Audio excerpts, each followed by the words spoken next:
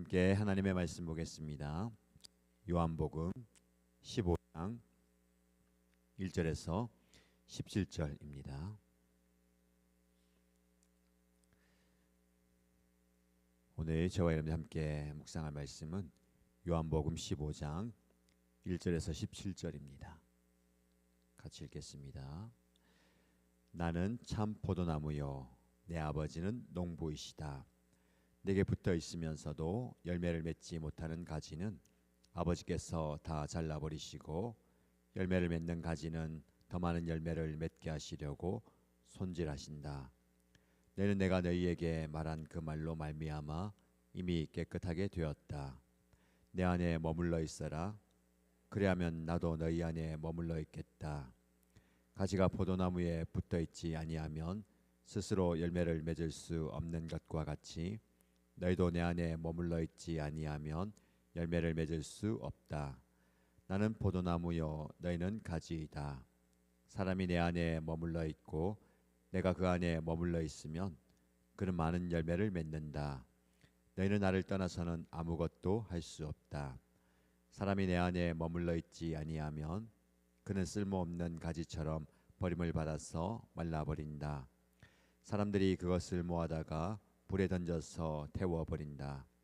너희가 내 안에 머물고 내 말이 너희 안에 머물러 있으면 너희가 무엇을 구하든지 다 그대로 이루어질 것이다. 그러나 열매를 많이 맺어서 내 제자가 되면 이것으로 내 아버지께서 영광을 받으실 것이다. 아버지께서 나를 사랑하신 것과 같이 나도 너희를 사랑하였다. 너희는 내 사랑 안에 머물러 있어라. 너희가 내 계명을 지키면 내 사랑 안에 머물러 있을 것이다. 그것은 마치 내가 내 아버지의 계명을 지켜서 그 사랑 안에 머물러 있는 것과 같다. 내가 너희에게 이러한 말을 한 것은 내 기쁨이 너희 안에 있게 하고 또 너희의 기쁨이 넘치게 하는 것이다. 내 계명은 이것이다. 내가 너희를 사랑한 것과 같이 너희도 서로 사랑하여라. 사람이 자기 친구를 위하여 자기 목숨을 내놓는 것보다 더 큰 사랑은 없다. 내가 너희에게 명한 것을 너희가 행하면 너희는 나의 친구이다. 이제부터는 내가 너희를 종이라 부르지 않겠다. 종은 그의 주인이 무엇을 하는지를 알지 못한다. 나는 너희를 친구라고 불렀다. 내가 아버지께서 들은 모든 것을 너희에게 알려주었기 때문이다. 너희가 나를 택한 것이 아니라 내가 너희를 택하여 세운 것이다.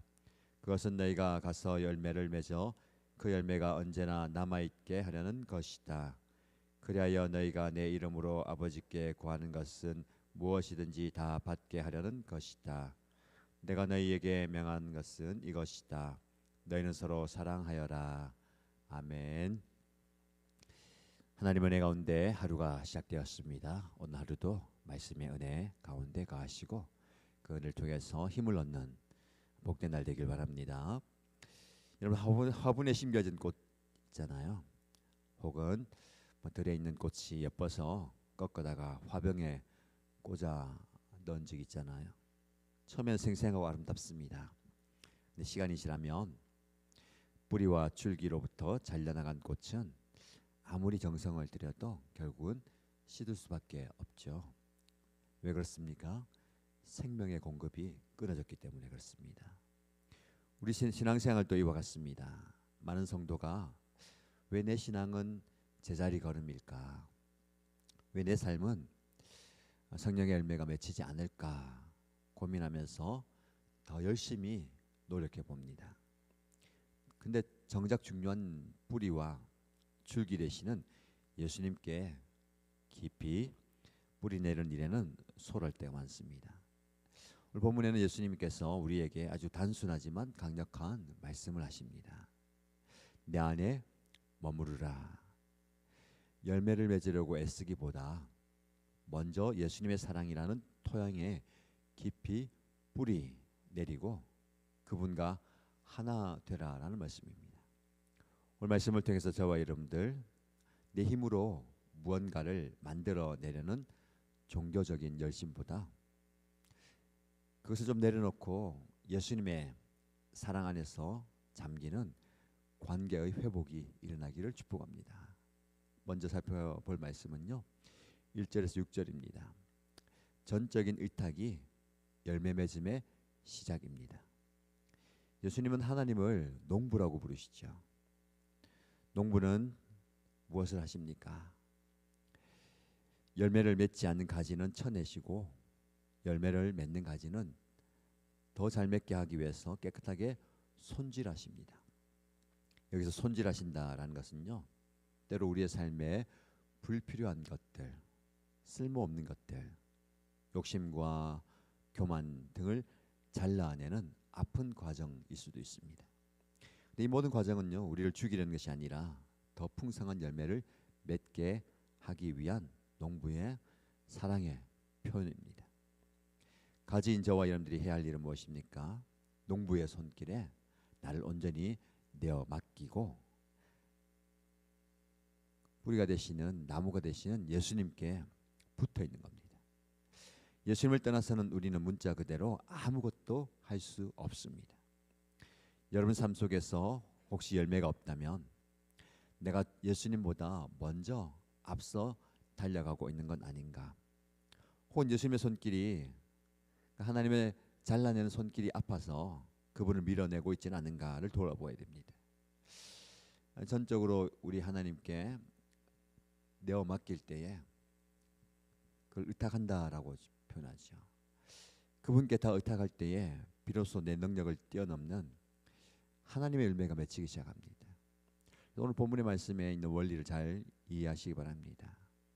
나무이신 예수님께 우리는 가지로서 붙어 있고 그 가지를 농부가 손질할 때에 그 하나님의 손길에 우리를 내어 드리는 겁니다.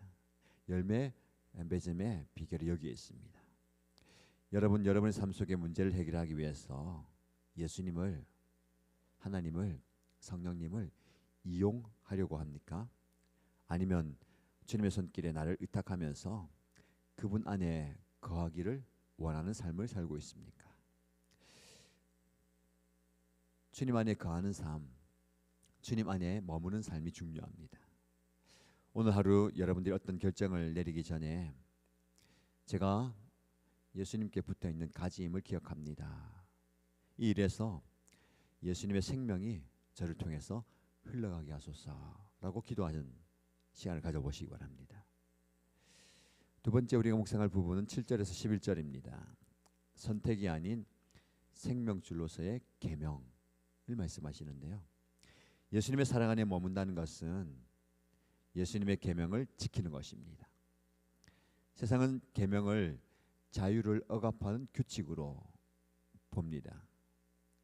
예수님은 그것을 생명 안에 거하게 하는 안전장치로 표현합니다.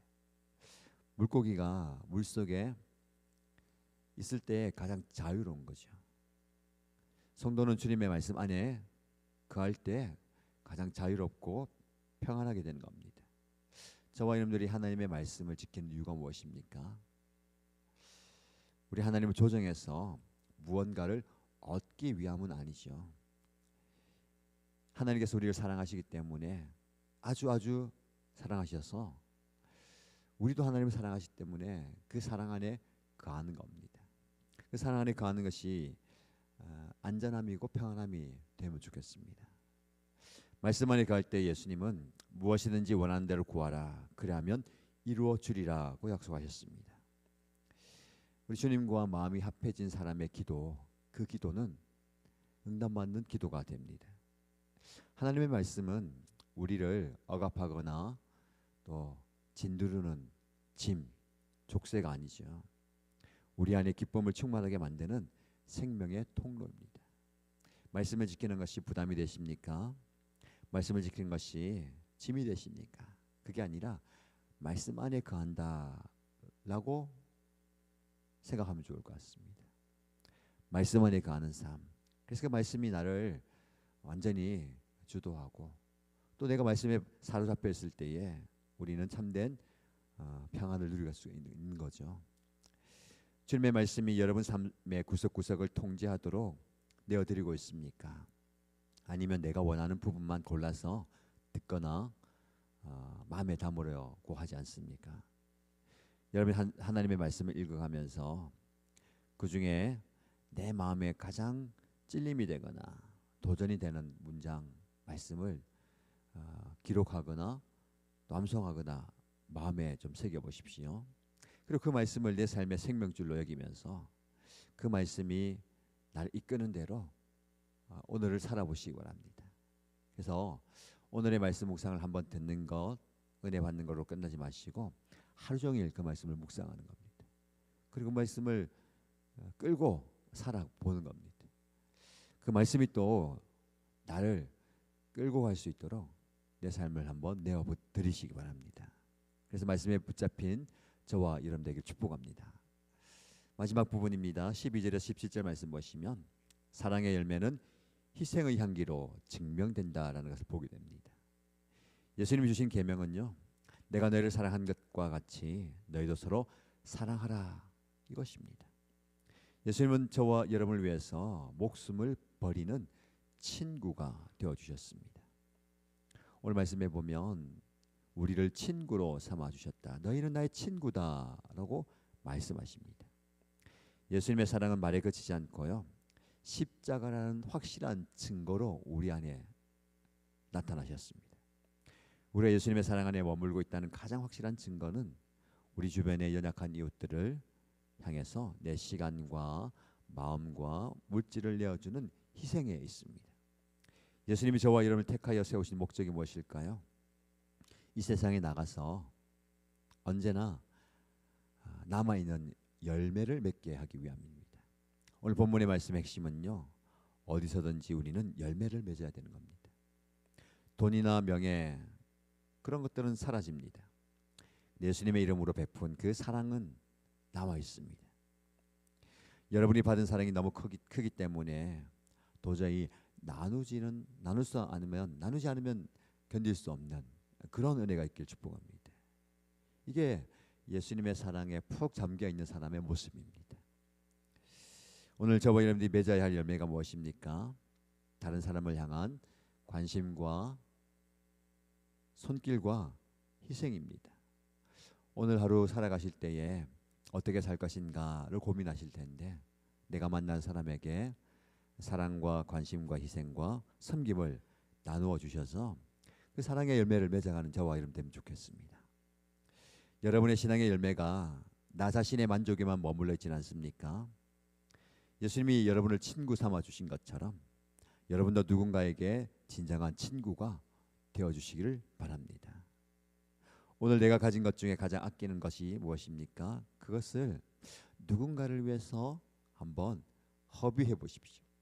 나를 위해 쓴다면 그게 별로 아깝지 않은데, 남을 위해 쓴다면 그게 조금 아까울 수 있는데, 허비가 될 수 있는데, 사랑은요, 낭비 허비는 아닙니다.